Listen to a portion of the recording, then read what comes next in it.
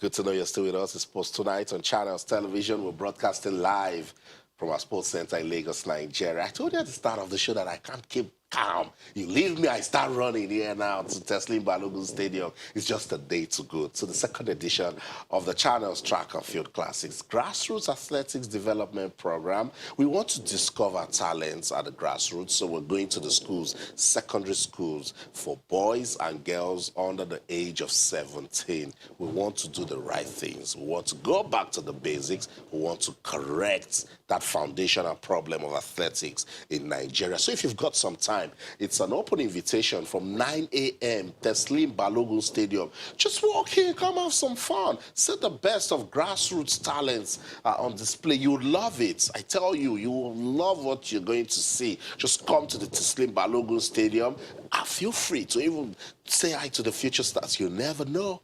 Someone might break Usain Bolt's records 5, 7, 10 years from this competition. Yeah. Austin is saying it now. So oh, Prophet Austin. We know what we're doing. We know what we want. And we believe that with hard work and commitment, it's going to happen. So tomorrow, 9 a.m., Teslim Balogun Stadium, we're going to be having the second edition of the Channels Track and Field Classics. 10 events, 7 track, 3 on the field. You would love it. Come have a good time with us. We'll continue to talk about that one at the Channels Track and Field Classics. So let's keep the conversation going on Twitter, Channels_Sports, Facebook, Channels Sports. Let's get on with the show now. I continue our countdown to the Tokyo 2020 Olympics. 254 more days to go. 254 more days to go. Ministry of Youth and Sports. How ready is Team Nigeria for the Tokyo 2020 Olympics?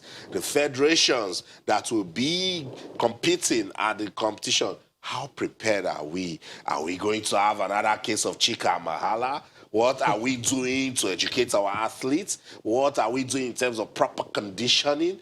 Are we ready? 5 more days to go, Kende. I remember when I started this countdown with you, it was about 268. I was about mentioning that. Now when was it you mentioned 268? Okay. And how was it with you? You know, I come in weekly, and now it's 254. Before you know it, we're already in 200, and before you know it is on the, especially when the year turns around. By January, we're already as close as possible. That's right. The days are coming thick and fast. It's disappearing. It's disappearing. You can't afford to sleep. And you know, you called on administrators, players, coaches, fans, media, everybody, all hands on deck. Yeah. Because before we know it will be tomorrow, our athletes will be on the track. Yeah. And then the excuses, please, we don't want excuses this time. You heard what happened? Reason why some of, you know, Ocon is part of those who is reeling out time. It's not counting days, it's counting time. Because the days, as you know, are mounted for, you know, with time. So we just must put hands on deck. When I say these days, you know, because I speak with coaches, I speak with federation presidents. And they're not Olympics is coming, and the fever is not in the country. Are you hearing that Andre DeGrasse is preparing? He has shut down preparation. They are focused now. The SAR in the UK, Mo Farah. Mo Farah hardly stays in the UK. He's off to Kenya. He's off to go and do his coaching, mountain climbing. And then when the time comes to show up, he wins. It's as easy as that. That is what you do. It is what you sow, you reap. So I'm just using this to tell everybody, because last week, that ugly story of Chika being banned again because she tested positive. I almost drawn to tears because we already celebrated this, and this is happening. It's a second-time offender. Of course. Oh, no. Of course.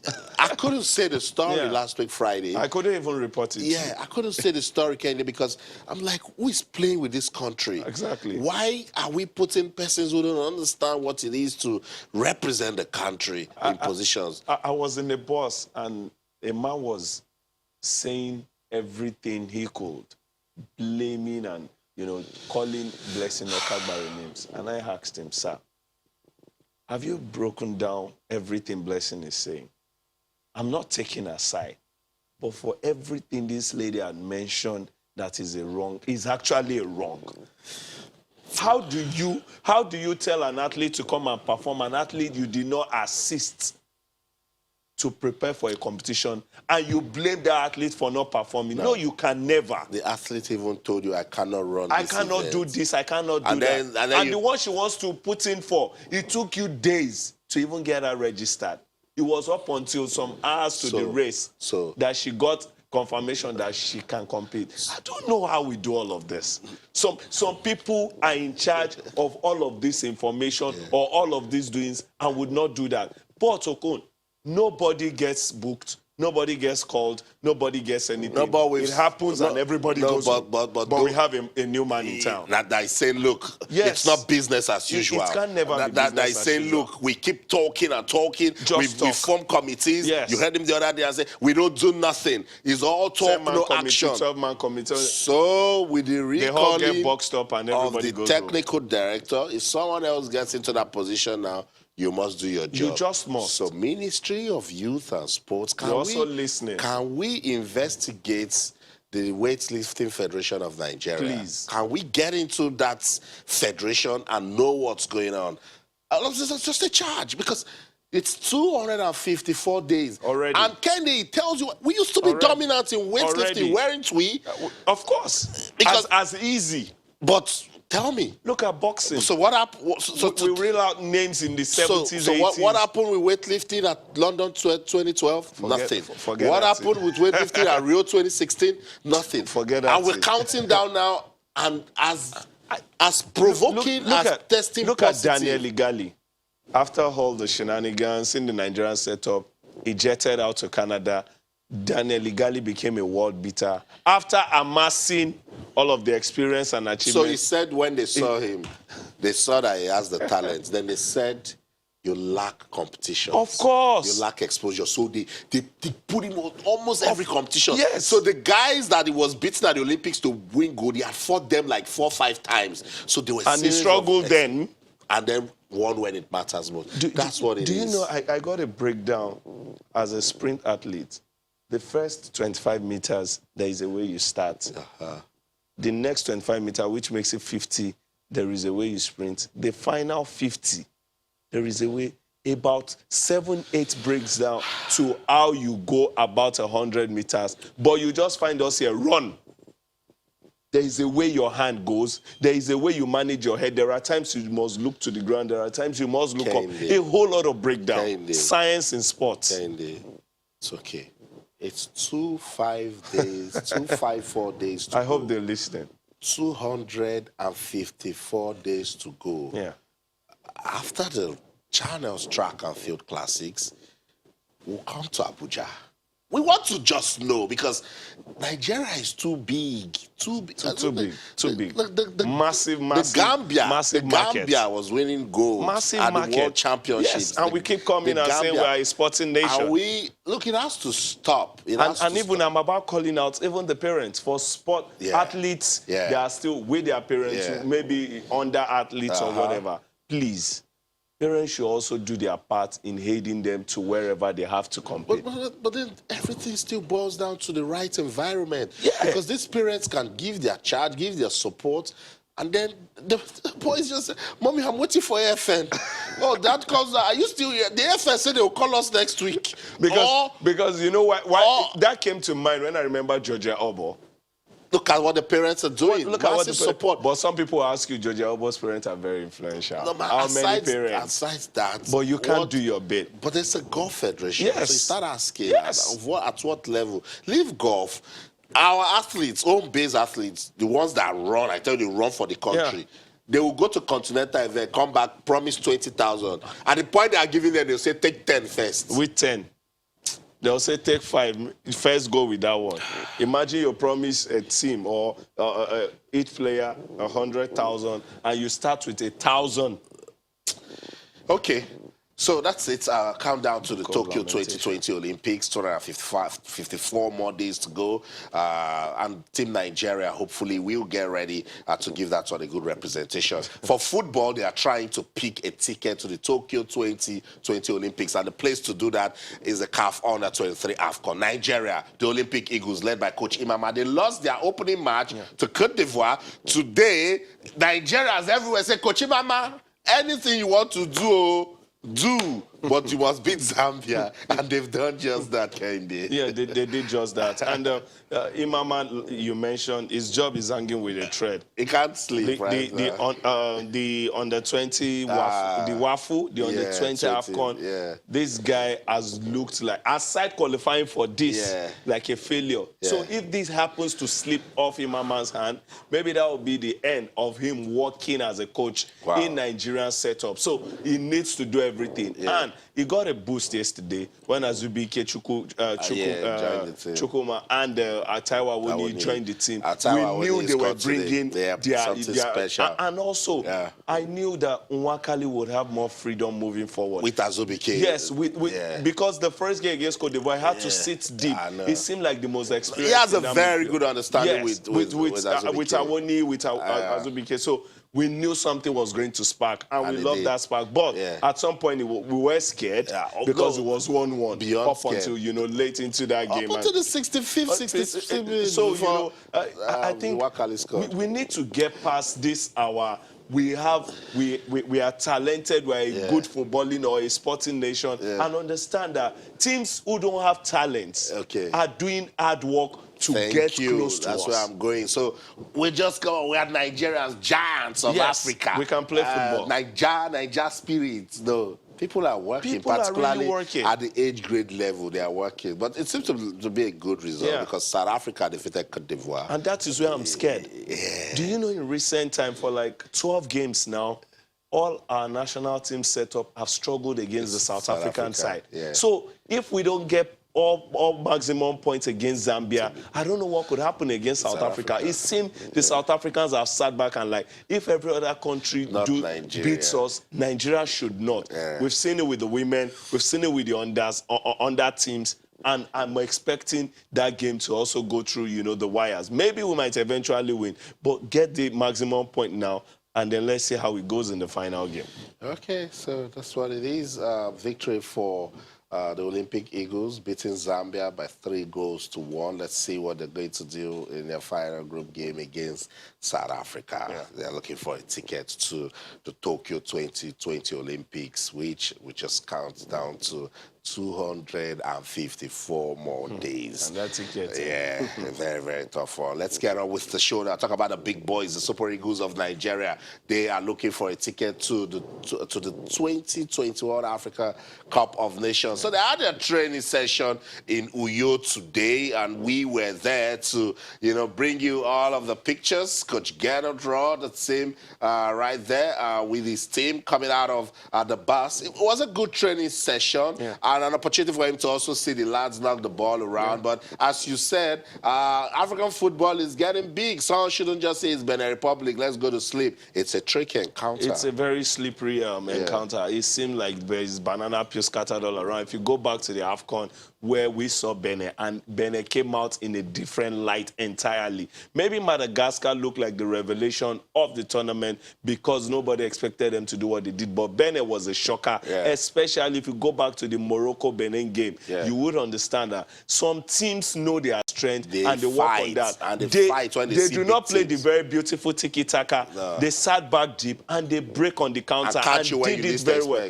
And another thing with this Beninois side, if we think we've got, foreign-based players coming back, they've got a good number of foreign-based players. So if you're talking about foreign talent, idea, exposure, experience, they've got it in their number. So you just must know that this is not a funny game at all. And they are West African neighbors. We've struggled so hard against West African neighbors. Go and see the Togo, the Ghana, the Cote d'Ivoire, and also we just must put all our hands, on this one. the first game for qualifiers really does matter. It builds your psyche going forward. And if you beat the Beninois then Lesotho would already be shivering. So you're sending, it's like using one stone to kill two birds. You're sending a resounding message. So we just must be emphatic with this one. Yeah, so before this training session, there was a media party where Coach Geno Raw and some of the players addressed the media. Let's go get some of the talking points from that gathering, and then when we come back, we'll get on with the show. Always to bring the best team. Our two games you spoke about were very difficult games against great teams, but not African teams. It was different football. And the two teams played very offensively, so we had space. And we need that in our team, for our quick wingers, for our quick strikers. We enjoy it. Will not be the same game, perhaps, tomorrow, because Benin Republic as a team is playing very well defensively. You saw them playing in the AFCON competition. They did so well. They emulated Morocco, for example. And will be different. Our two games were good games, but it's dangerous to believe now, we played well in these two games, that it will be easy against Benin Republic. No, it will be more difficult because it's a different team, it's a different football. I think all of us enjoy playing in Uyo. I can obviously speak from my own experience. It's very nice. I see some of my family again. And yeah, in the stadium here, it's we always have great support, and I think we've been quite lucky here as well, except for the game against South Africa in my time. So, yeah, all of us enjoy coming here. I think it's always a privilege to play here, and everybody loves football here so much. The governor does his best as well to make sure that the stadium and the facilities that we have are top. So, yeah, we're very happy to play in Uyo, and we definitely feel the support from the fans. I have to appreciate the opportunity given to me to invited to the national team, and I have to also thank the coach Geno for the opportunity, and seeing how things have been going in the MPFL, it has been a great privilege for us, the players, to be represented in the national team, and I know by God's grace more of the MPFL players will be invited more in order to boost up our league. Because when you go out, well, like when we're playing the continent, you go out, you see players talking about the comparison of the league. I know that Nigeria League is good, and it will get better when players from the MPFL are being invited. The last game that we lost, I think, is it 2 years or 3 years? That is gone. So now this is the important game. So what we have to, like I said, you saw the two games that we play very good. So I think 1 day to 20 is enough for us. So the only thing we have to put on our mind that we know the importance of the game we have to win is the first game. We don't have to do the same like South Africa. So we all know what is important there. So we talk to ourselves that we just have 1 day to train. So we don't have to give excuse over that. So the important thing that by the grace of God tomorrow we'll go out there to show what we have. Important thing is we have quality players that can replace anybody at any time, you know, and Semi has been part of the team even before the AFCON, so he's someone that we know, we've trained together, and everyone can see he's doing very, very well in his club as well. So it's a good thing for the country, for the club to have, you know, more than 2-3 players in a position. So there you have it, Super Eagles technical advisor, Geno Raw, and some players, including the captain, Ahmed Musa. It was also good to see Eimba's defender, and he had an opportunity to talk about the league, say, it's not so bad. We just need to get it better. I think that's some top media touch right there. Yeah. I don't know, probably he thought of it or he was told to do that. That was seamlessly, and he did it in the proper way. So well. He did not sit on it, but it is a resounding message, giving a voice to the MPFL. Yeah. If we have such opportunities, it will help to grow the league, because everybody will understand. Put in your best and then you can't get a call-up. I agree. Awesome. So that's it. Some talking points from the camp of the Super Eagles of Nigeria as they get ready to play the Squirrels of Benin Republic tomorrow in an AFCON qualifying match. Let's go on this break. When we come back, what's going on with football in Nigeria? We'll talk more. We'll play some basketball, and I'll let you know what's went down with the draw for the CAF Confederation Cup. Don't go anywhere. We'll be right back. Welcome back, Sports Tonight on Channels Television. You can be part of the show on Twitter. We're Channels_Sports, Facebook Channels FS Sports, or send us an email to sportstonight@channelstv.com. So we've just been talking about the Super Eagles and their preparation for the AFCON qualifying match against the Squirrels of Benin Republic to take place tomorrow at the Godswill Akpabio International Stadium in Uyo, Akwa Ibom State. And you heard Coach Gano Rod there saying, look, it's a different approach. Yes, Kende, and one thing Nigerians always remember when they go to the Uyo Stadium is that loss to South Africa. So Ahmed Musa said, wait a minute, it's like 2 years ago. It's gone. This is a new team, our approach has changed. And so that's the confidence he's passing to the fans. And he's the captain. It was a major boost, frenzy all around, the Uyo Stadium near arrived camp.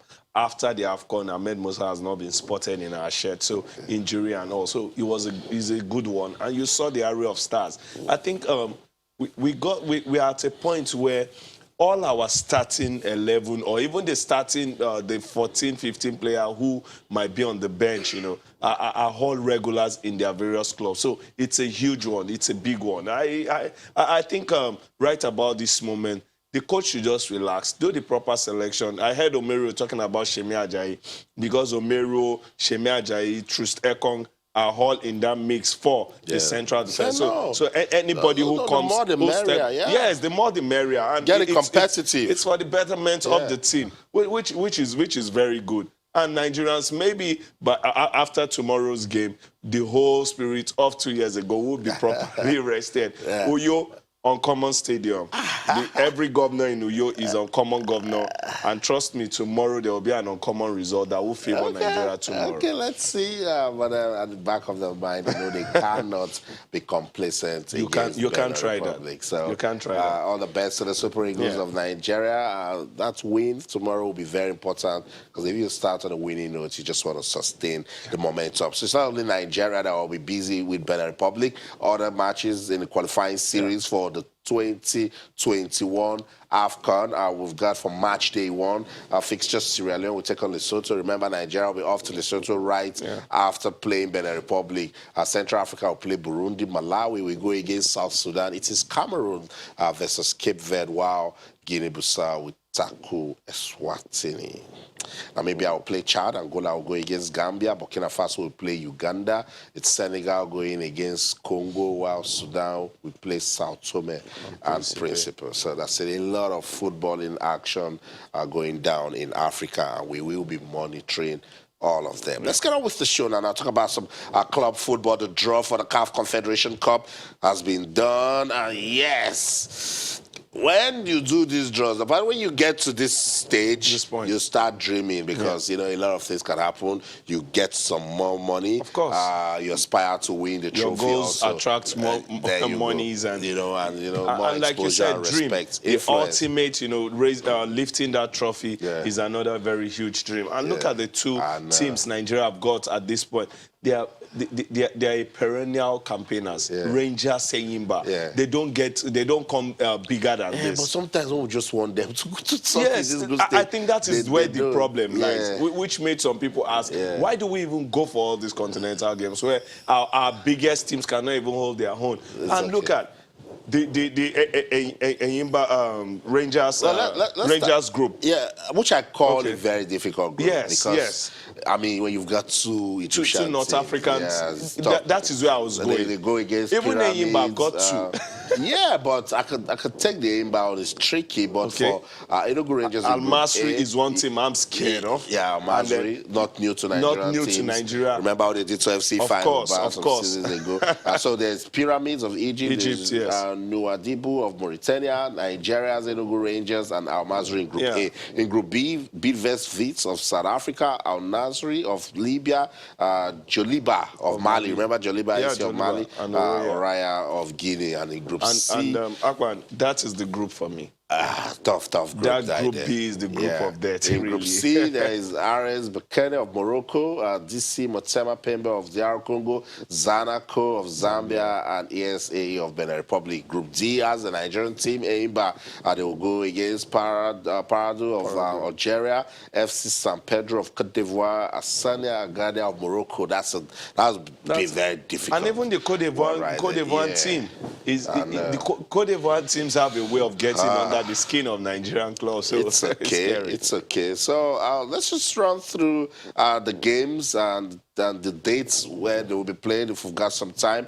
Actually, everything will start on December the 1st. So it's the group phase of the CAF Confederation Cup. We don't have much time, but that's it right there for you. The Rangers fixtures and Eimba fixtures. Kende, thank you. Thank you so much for stopping by. It's always a delight to It's always good to be here. And really, I'm hooked with the channels kids. Come around to the Teslim Balogun Stadium. So put an open invitation for you to come to the Teslim Balogun Stadium. Let's see the best of grassroots athletics. That's how far we can go. That's the show for the team. I'm Austin Okonakpan. In everything you do, remember to keep talking sports. Bye for now.